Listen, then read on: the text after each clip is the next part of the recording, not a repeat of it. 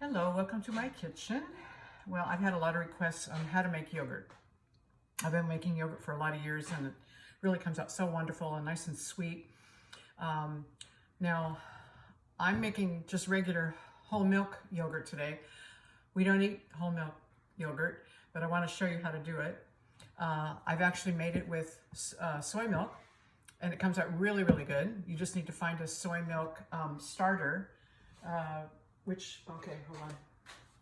Just get a small container of a what will be your starter, and it comes out really good, a plant milk. So, but anyway, today I'm going to make a whole milk, and somebody in my neighborhood is going to be a recipient of this yogurt. So what I do is I put, I normally make a really large, I make like a gallon at a time because when we, because we eat a lot of yogurt, and then I strain it and I make like a cream cheese, and it's really, really good.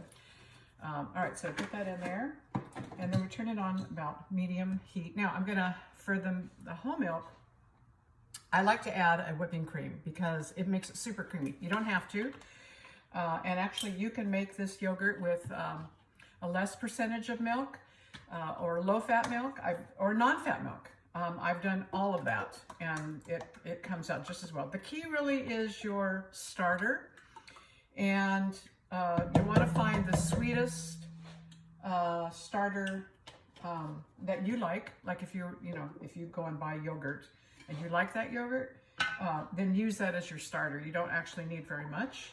So now what I'm going to do is bring this up to a boil. Not quite a boil, it'll be just below the boil to about 180 to 185, and I'll actually test it for your sake with a little thermometer. Whatever you call this. And then I'll come back and I'll show you what the milk looks like. Okay, this is the critical part really. It's about 185 right now.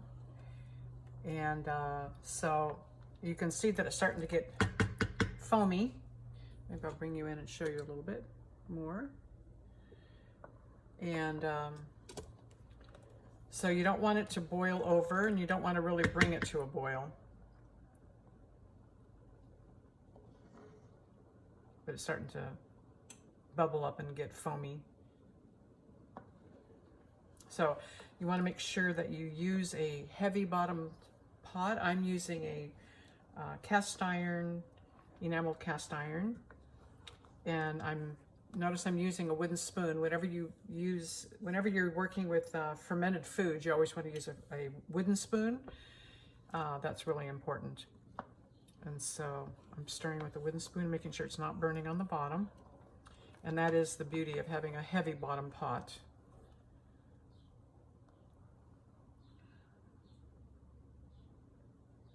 So yeah, see how foamy it's getting?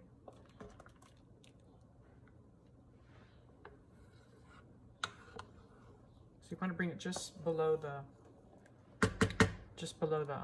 boiling point.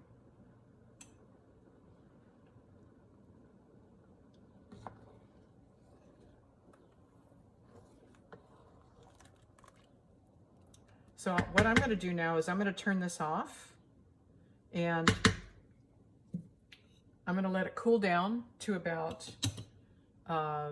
between 110 and 112, something like that, and I'll come back and show you how I do that.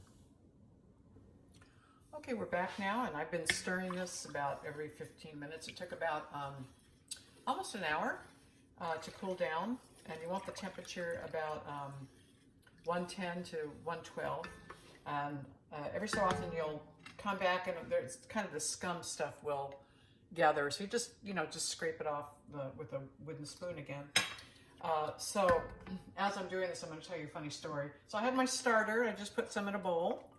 And so now what I'm going to do is just kind of ladle a spoonful at a time. Like this. And then we're going to incorporate the starter with milk. But I got to tell you a funny story. So I first learned to do this when I was about 19, I think, something like that. And I had my Syrian aunt. And I was at her house one day and she was making the yogurt. I said, well, how do you know when to put the starter in? And she said, honey, you take your little finger, honey. You put the little finger in the milk. Oh, not this finger, no other finger, but your little finger into the milk till you can count comfortably to 10. Not 11, not 9, 10. And what I found out is that the little finger is very sensitive, and it can determine the temperature better than anything. So even I've been using this little, baking thermometer, and I'm actually relying more on my little finger because I could tell that it was ready. So so you can see it's getting nice and creamy. What am I using? I'm using a wooden spoon again.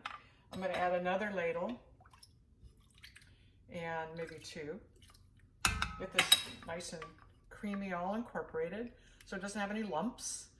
And then we're going to simply stir it in. And the starter shouldn't have any fillers. It shouldn't have anything but the culture itself, the bacteria that's in yogurt. That's what makes your milk culture. So now we're just going to incorporate this in. And, oops, I just got splatter all over. And we just get all this in. Should have my spatula, but that's all right. So now we've got the milk, the starter. Now all we're going to do is cover it up. And the fun bit comes, I've got these great big Turkish towels. And what I'm going to do is put the yogurt on my towel. Very heavy. And wrap it really well. I've actually got 2 towels. I don't really probably need 2 towels, but I'll just do it anyway. And the important thing now is that you set it in a place in your kitchen where it's going to be undisturbed for a minimum of about 8 hours. Like, don't touch it. And just leave it. And when you come back, you're going to have perfect yogurt. So we'll come back in the morning. I'm going to leave this out overnight. We'll come back in the morning, and I'll show you what it looks like. Well, good morning. It's early in the morning. I just got up, haven't had my coffee. I'm going to unwrap the yogurt, which has been sitting all night. And I put this little cloth on it to absorb the moisture from the steam of the yogurt. And there's delicious yogurt. I'll just bring you in a little bit to show you. It's perfectly set. And now we'll do the old spoon. And there it is. Delicious yogurt. And that's how we make homemade yogurt. Hope you enjoy it. Bye. See you next time.